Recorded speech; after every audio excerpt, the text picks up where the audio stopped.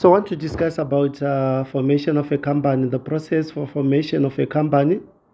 So the very first thing when you are registering a company is to do what we call a name search. The very first thing that we need to do is to do what we call a name search.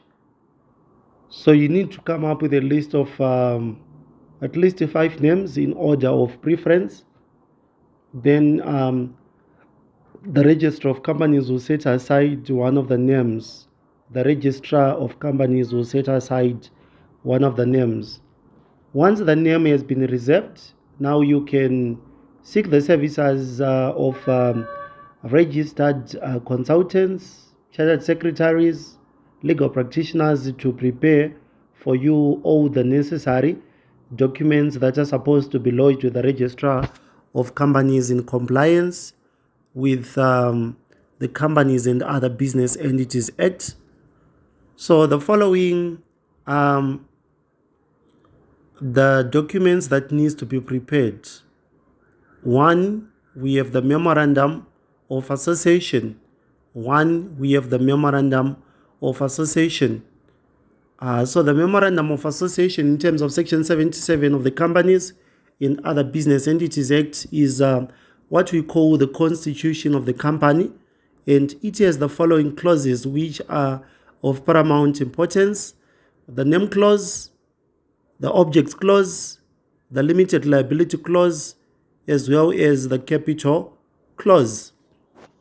Then also we have the Articles of Association, Section 81 of the Companies and Other Business Entities Act.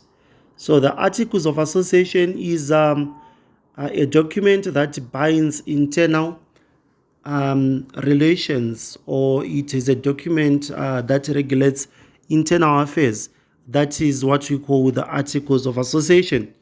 3, we have the CR6, which is a document that gives all the details about the directors of the company. Then we also have CR5, which is a document that stipulates the physical, postal address of the company as well as the email address of the company. Then also we have the prospectus. If it is a public limited company, there is need of a prospectus. Then also a copy of any pre-incorporation contract, if any. That is, if and only if there is a pre-incorporation contract. Then when we lodge these documents, we are supposed to pay a prescribed fee of $3,000 currently. So we need to lodge these documents and pay a prescribed fee or a fee of $3,000 currently. So that is the documents that needs to be prepared and lodged with the Register of Companies. So once these documents are lodged, then the registrar will go through the document. If he's satisfied, then you issue a unique number called company registration number, which is prima facie evidence that you have complied with all the rules of the land, and a certificate of incorporation is subsequently issued. If it is a private limited company, then it can